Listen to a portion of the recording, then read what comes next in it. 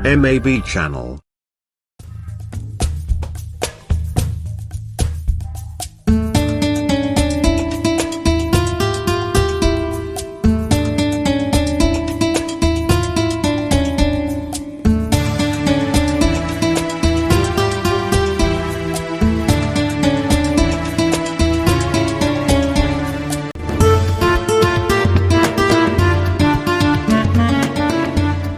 Assalamualaikum warahmatullahi wabarakatuh. Bismillahirrahmanirrahim.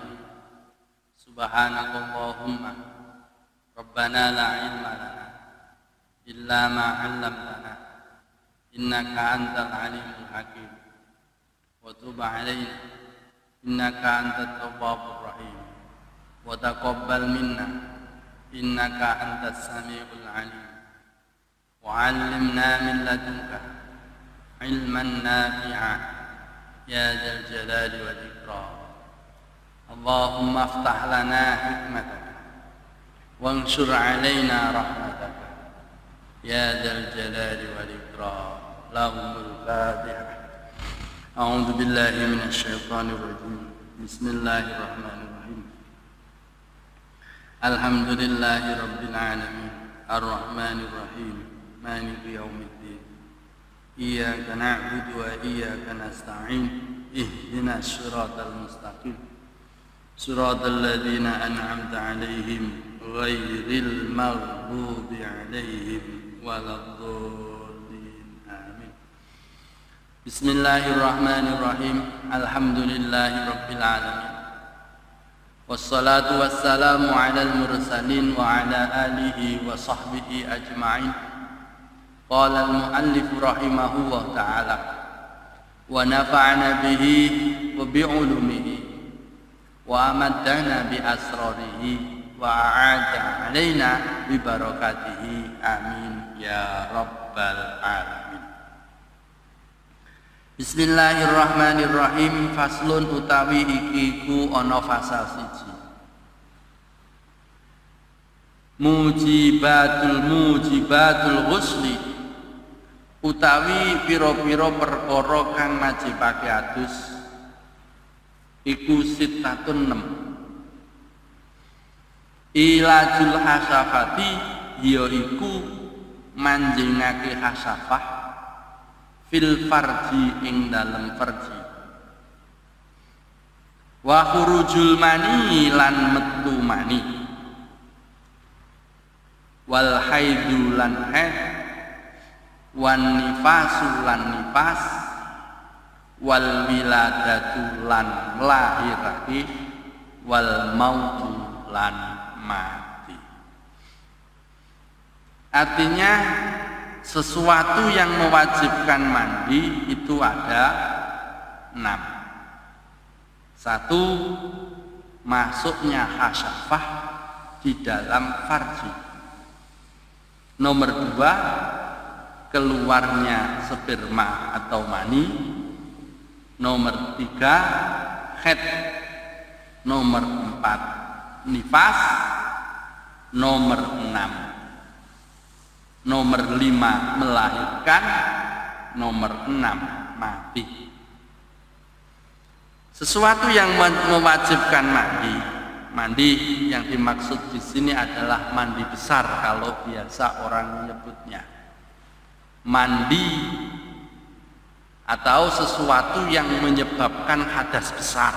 Secara gampangannya sesuatu yang mewajibkan mandi. Definisi dari mandi itu adalah mengalirkan air pada sesuatu, baik dengan niat ataupun tidak dengan niat. Itu mandi atau ghusl. Ghuslu dengan ghusl itu beda.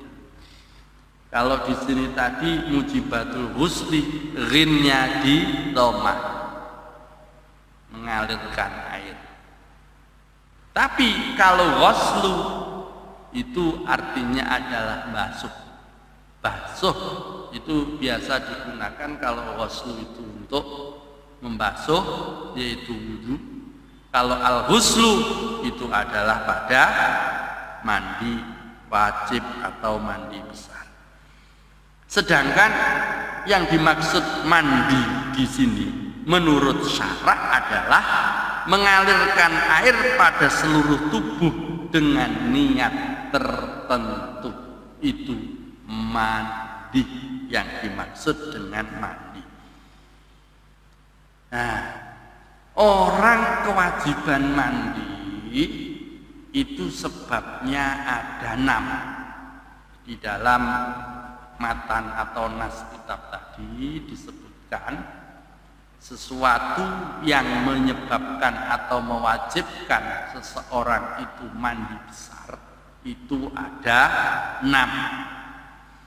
3 hal berlaku untuk laki-laki dan perempuan, dan yang 3 berlaku untuk perempuan saja.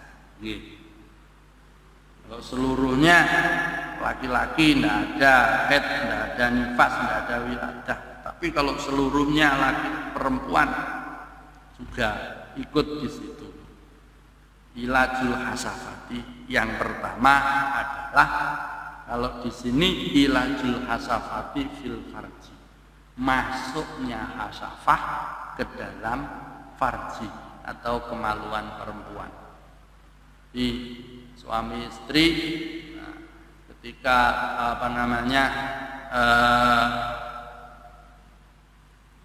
hasafah atau pucuknya kemaluan laki-laki masuk ke dalam farji. Mohon maaf, ini bahas tentang masalah hukum. Ketika sudah masuk, kira-kira sudah masuk dan tidak terlihat, walaupun tidak keluar sudah mewajibkan mandi. Bahkan di kaul yang lain masih bertemu, belum sampai masuk, masih bertemu senggolan antara nih kemaluan laki-laki dan kemaluan perempuan, itu mewajibkan mandi. Baik yang dimasuki farjinya itu orangnya masih hidup atau sudah mati. Orang mati, kalau orang mati, orangnya sudah dimandikan, perempuan seandainya perempuannya sudah mati, sudah dimandikan, maka tidak wajib dimandikan lagi perempuannya. Yang wajib mandi adalah yang laki-laki. Ini tidak berkaitan dengan dosa besarnya. Ini masalah hukum mandinya yang kita bahas. Sekali lagi kita bahas hukum mandinya, bukan masalah hukum dosa dan tidaknya. Memasukkan hasafah ke dalam kemaluannya anak kecil. Mohon maaf, ini sekali lagi bukan bahas dosanya, tapi bahas hukumnya. Itu juga mewajibkan mandi anak kecil, atau memasukkan hasafah ke dalam farjinya hewan. Itu juga mewajibkan mandi bagi yang memasukkan, yang hidup manusianya. Nah, mewajibkan mandi. Jadi baik itu orang perempuan atau hewan, anak kecil atau sudah dewasa, hidup atau sudah mati, mewajibkan mandi. Terus ada pertanyaan lagi, mohon maaf, sekali lagi ini bukan masalah dosa dan tidaknya. Bagaimana kalau memasukkan kemaluan laki-laki ke dalam dubur atau jalan belakang? Apakah mewajibkan mandi? Di dalam syarahnya Kasifatus Saja di situ disebutkan fil farji fi farjin kana sawa'un kana kubulul mar'ati au bahimatin au duburuhu au sawa'un kana kubulam ro'atin au bahimatin au duburuhuma, baik itu kubulnya perempuan atau hewan atau duburnya, mewajibkan mandi. Sekali lagi ini bahas masalah hukum mandi. Memasukkan alat kelamin ke dalam farji. Di dalam syarahnya disebutkan baik itu jalan depan atau jalan belakang itu mewajibkan mandi nomor 1. Nah, keluar sperma atau tidak keluar sperma. Nomor 2, yang mewajibkan mandi adalah khurujul mani, keluarnya sperma. Keluarnya sperma kemarin kita sudah membahas secara detail tentang masalah khurujul mani pada bab alamatul bulugh, salah satu tanda dari kemarin balik itu adalah al-ihtilam, mimpi basah. Mimpi basah di situ adalah keluarnya sperma. Yang perlu kita ketahui, cairan yang keluar dari kelamin laki-laki atau perempuan, ya, cairan yang keluar dari kelamin laki-laki atau perempuan itu jumlahnya ada 4. Yang untuk perempuan jumlahnya ada 6. Kalau laki-laki saja ada 4. Kalau laki-laki saja ada 4, tapi kalau perempuan ditambah 3. Jadi ada 7. Air yang keluar dari kemaluan atau kelamin adalah 1, air kencing. Laki-laki dan perempuan bisa air kencing. Yang nomor 2, yang keluar dari laki-laki maupun perempuan itu adalah air sperma. Kemarin sudah dijelaskan, laki-laki dan perempuan sama. Tapi dominannya adalah pada laki-laki. Perempuan juga sama kalau memiliki ciri-ciri sebagai berikut. Yang pertama, ciri-cirinya adalah at-tadaffuq. Tadaffuq itu keluarnya ada tekanan atau muncrat, bahasanya gampangnya muncrat. Itu ada tekanan atau muncrat. Yang nomor 2, ya, nomor 2, rihuhu karihil ajil, baunya seperti bau adonan roti. Yang nomor selanjutnya berwarna putih dan kental. Yang nomor 3, taladzud bi khurujihi. Sekali lagi, taladzud bi khurujihi, merasa nyaman, merasa enak ketika keluarnya. Walaupun sangat sedikit sekali sperma yang keluar. Salah satu dari ciri-ciri sperma itu ada pada diri seseorang. Salah satu ciri-ciri keluarnya sperma tersebut itu ada pada diri seseorang, maka dia wajib mandi. Wajib mandi. Kalau air seni atau air kencing tadi tidak wajib mandi, tapi wajib mensucikannya dari bekas kencingnya. Namanya istinja. Bisa dengan menggunakan air, bisa dengan menggunakan batu atau sejenisnya seperti yang kemarin. Yang kedua, yang ketiga, yang keluar dari kemaluan laki-laki atau perempuan itu adalah madhi.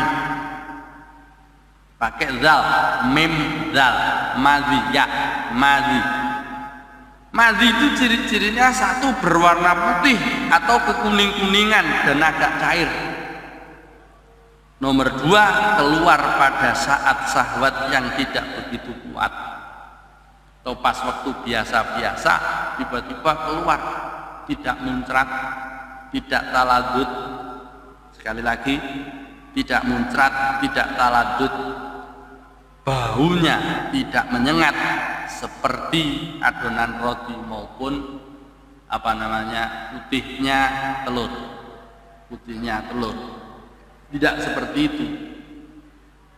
Sama-sama keluar, itu bukan air kencing, itu juga bukan sperma. Namanya adalah madhi. Biasanya keler-keler keluar. Tiba-tiba basah celananya. Tapi tidak taladud, tidak tadafuk, dan baunya tidak seperti bau adonan roti atau putih telur. Ciri madhi yang kedua adalah nomor selanjutnya yang keluar dari kemaluan laki-laki atau perempuan adalah wadi. Wawu alif dal ya, wadi. Biasanya keluar saat kencing atau membawa barang-barang berat. Saat kencing, yang keluar bukan air kencing biasa, tapi ada kelekernya, agak kental. Itu bukan sperma dan bukan air kencing. Itu namanya adalah wadi. Atau pas membawa barang berat, mengangkat abot-abot, tiba-tiba keluar dari kemaluannya. Nah, keluar. Itu bukan air kencing, ora pesing ngambune, tapi baunya juga tidak seperti adonan roti. Keluarnya tidak tadafuk dan tidak taladzud bi khurujihi. Namanya wadi. Madhi dan wadi hukumnya sama dengan air kencing, yaitu wajib untuk dibersihkan dan disucikan. Cara mensucikannya adalah seperti mensucikan pada najis mutawasitoh, seperti najisnya air kencing. Itu yang yang perlu diketahui, sesuatu yang keluar baik dari laki-laki maupun dari alat kelamin atau kemaluan perempuan. Nah, itu yang 4 itu laki-laki dan perempuan. Sedangkan yang 3 bawah ini adalah khusus bagi wanita. Yang pertama adalah haid. Haid ini ada pembahasan sendiri tentang masalah haid, insya Allah nanti ada pembahasan sendiri yang mendetail tentang masalah haid, darah haidnya wanita, karena panjang untuk pembahasannya. Wanita mesti haid, itu adalah pembawaan sejak lahir. Memang ada sebagian ulama dahulu ini bahwasanya satu-satunya wanita yang tidak haid di dunia ini adalah Sayyidah Fatimah Az-Zahra. Rata-rata atau semua wanita itu haid, itu pasti keluar. Yang nomor 2 adalah nifas. Ingat, yang nomor 2 adalah nifas. Begitu juga dengan nifas, nanti ada pembahasan tersendiri tentang masalah nifas. Ingat, nomor berapa itu? Nomor selanjutnya tadi, nomor 2 yang keluar khusus untuk wanita adalah nifas. Nifas adalah darah yang keluar setelah melahirkan, setelah rahim seseorang itu kosong, bayine wis metu kabeh brel, baru keluar darah. Darahnya itu adalah darah nifas. Walaupun yang keluar dari kandungan itu adalah berupa getih kental atau darah gempa, tidak berupa bayi atau tidak berupa yang lainnya, tapi berupa darah, masih telemok-telemok darah gitu. Setelah dari rahim keluar darah, darah kental itu, terus kemudian keluar darah nifas. Atau daging kempel yang belum belum menjadi bentuk manusia. Setelah itu keluar, baru keluar darah, itu namanya adalah darah nifas. Sekali lagi, darah nifas di sini disebutkan wa huwa ad-damu al-khariju akiba firagir rahmil mar'ati minal hamli.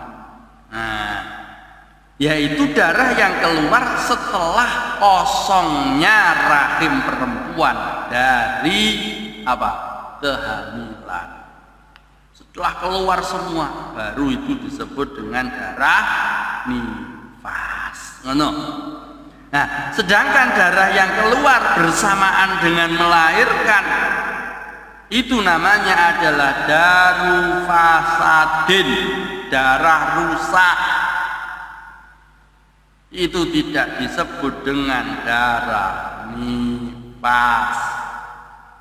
Biasanya orang itu ngelarani, itu sudah keluar darahnya. Biasanya buka 1, buka 2, itu sudah keluar darahnya. Itu bukan darah nifas.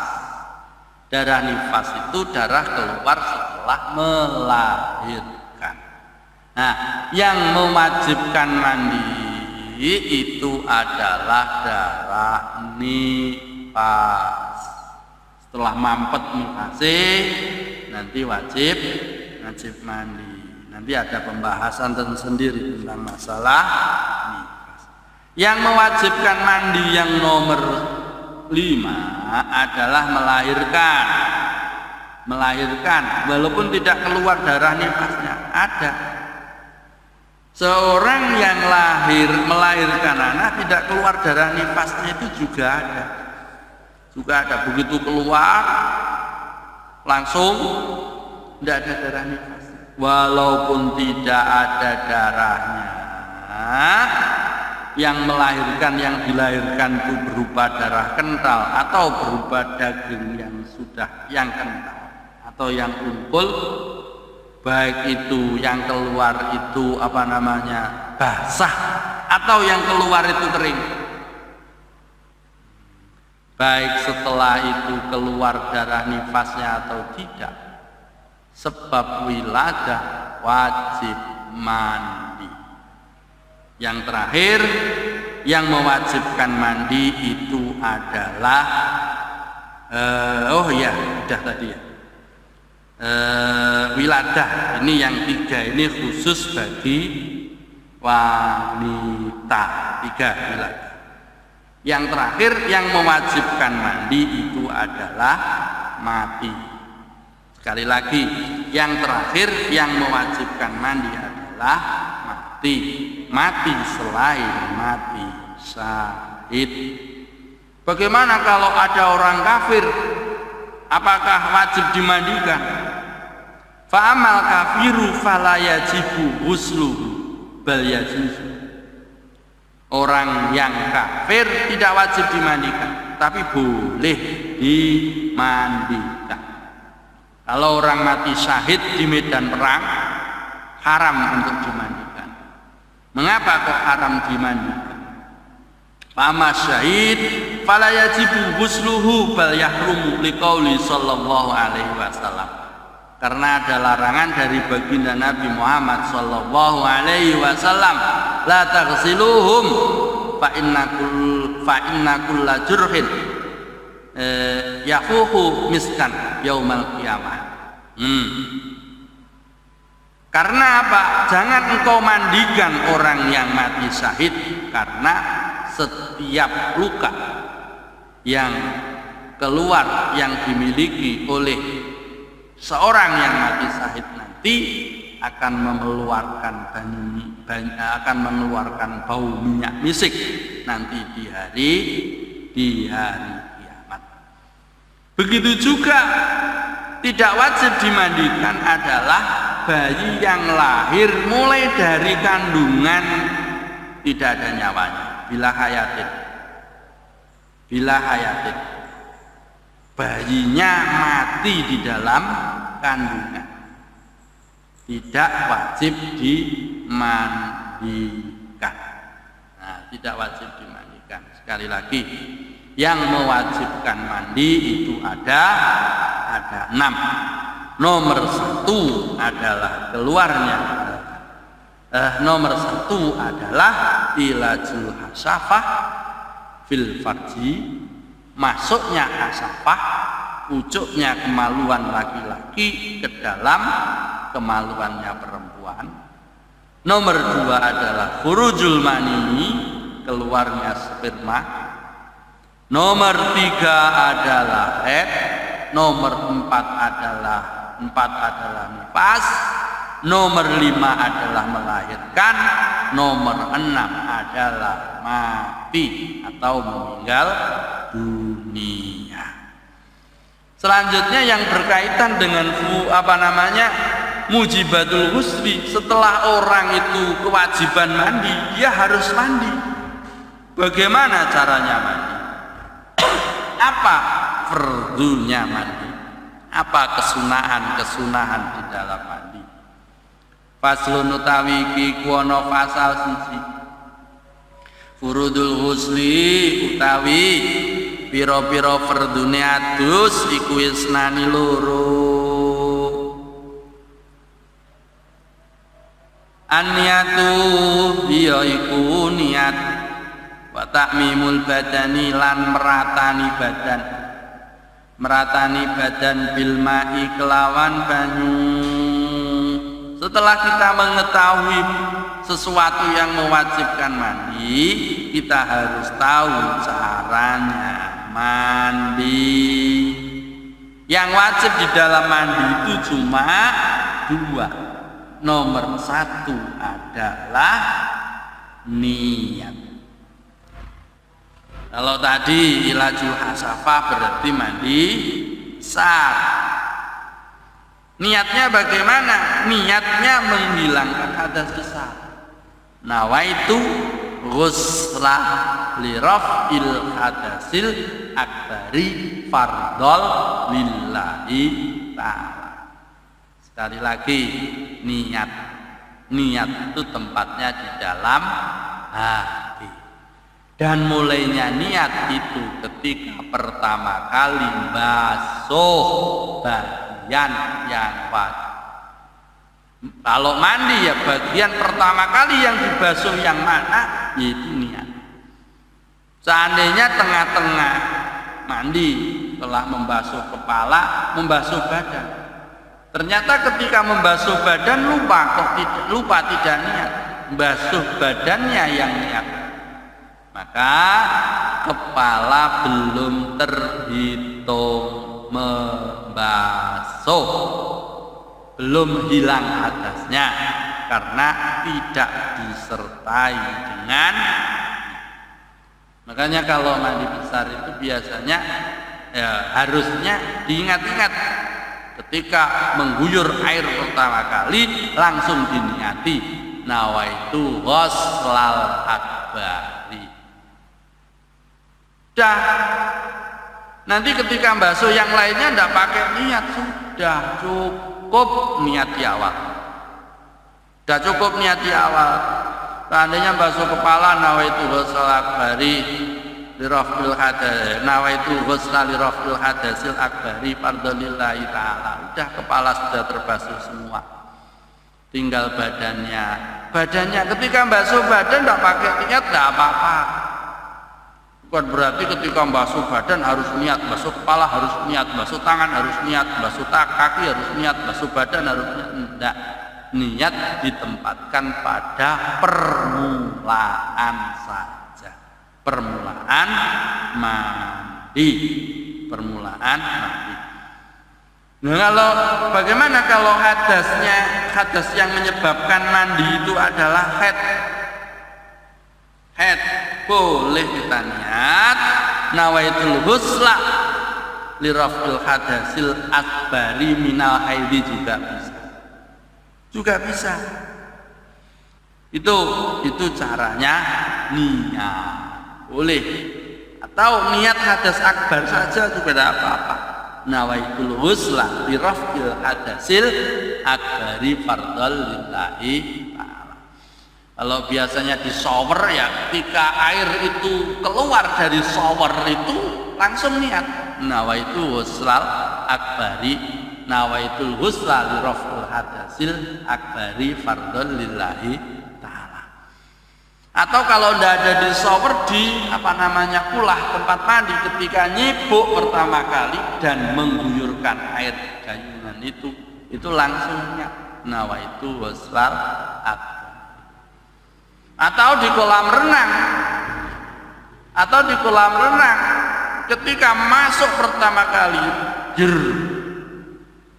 niat di dalam hati nawaitu ghuslal akbari, nawaitu ghuslal akbari tok juga tidak apa-apa. Nawaitul ghusla li raf'il hadasil akbari fardhal lillahi ta'ala. Itu cukup seperti itu niatnya, cukup niat. Yang kedua, yang menjadi rukun atau fardunya Mandi adalah takmimul badan bil ma, yaitu meratakan seluruh badan,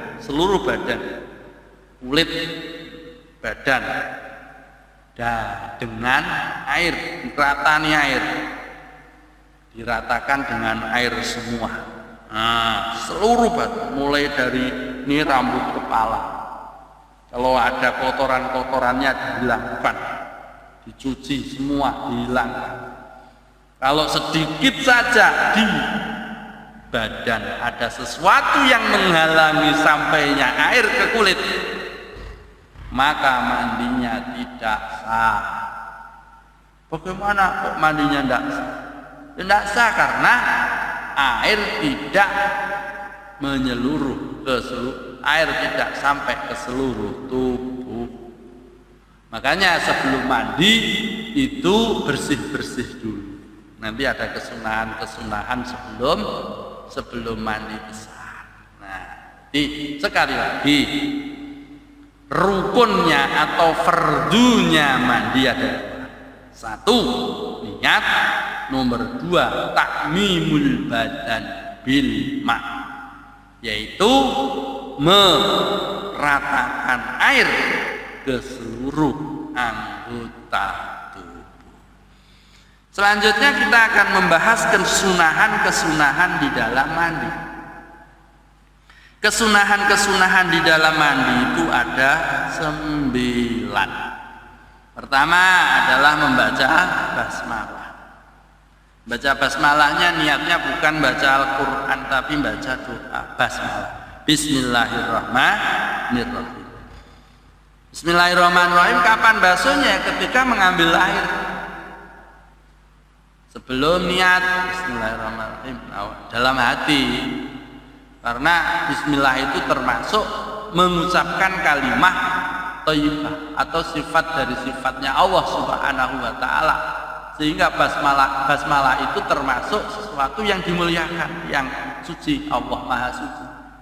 Tidak layak dan tidak boleh diucapkan di tempat yang najis atau yang kotor seperti kamar mandi. Bacanya ya di dalam hati.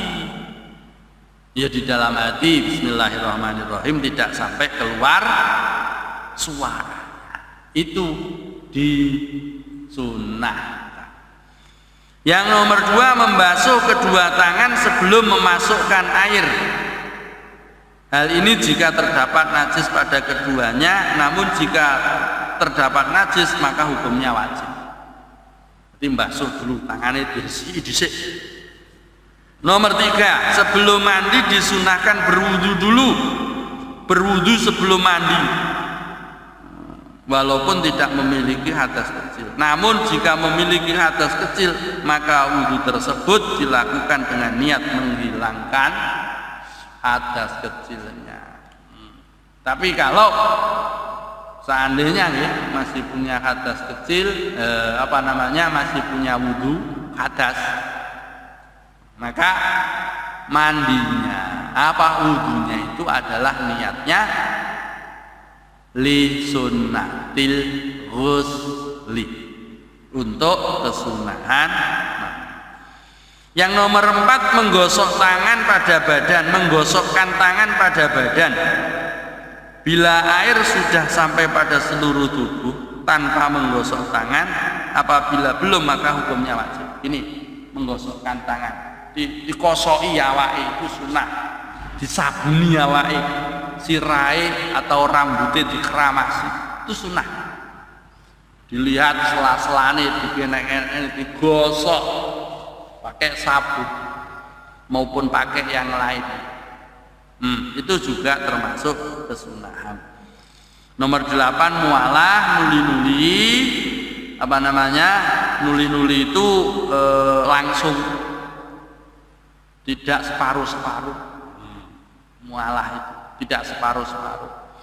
Kadang-kadang ada kemanten baru biasanya itu kalau mandi besar malu. Pada malam harinya yang dibasuh kepala dulu, nyicil mandi, niat nawaitu wassalabani. Dia masih dalam keadaan hadas, yang disucikan masih kepalanya saja. Kemudian rambutnya dikeringkan, habis rambut dikeringkan tidur lagi. Besok sebelum subuh mandi tanpa membasuh, mandi tanpa kepala, mandi tanpa mengguyur air di kepala. Cukup badannya saja. Boleh. Itu namanya tidak mualah. Yang sunnah adalah mualah langsung. Yang sunnah adalah langsung atau mualah. Yang nomor 6 kesunahan dari wudu adalah mendahulukan anggota badan yang sebelah kanan. Dibasuh yang kanan dulu, dibersihkan yang kanan dulu, digosok yang sebelah kanan dulu, kanan semuanya, atas kanan, baru kiri. Mendahulukan anggota tubuh yang kanan. Nomor 7 membasuh sebanyak 3 kali. Ingat, membasuh 3 kali. Ingat, ketika air sudah merata ke seluruh tubuh, itu basuhan wajib sudah habis, wajib. Basuhan berikutnya itu adalah basuhan sunnah. Basuhan nomor 2. Basuhan nomor 3 adalah basuhan sunnah. Jadi wajib 1, sunnah 2. Membasuhnya 3 kali itu adalah sebuah kesunahan. Yang nomor 3 adalah menyela-nyela rambut, jenggot dan tangan. Tangannya disela-selani ini. Seandainya punya ini di jari cincin, cincinnya diputer-puter. Jari-jarinya sebelah sini disela-selani gini. Nah, begitu juga jari kaki. Begitu juga rambutnya dikeramasi, digosok-gosok gini. Tujuannya apa? Airnya biar merasuk semua. Yang nomor terakhir, mandi di tempat mandi yang sepi dan tertutup. Itu sunnah. Mandi di kolam renang juga boleh, mandi di sungai juga boleh, tapi kesunahannya adalah di tempat sepi dan tertutup. Sekali lagi, fardunya wudu ada 2. Yang pertama adalah niat.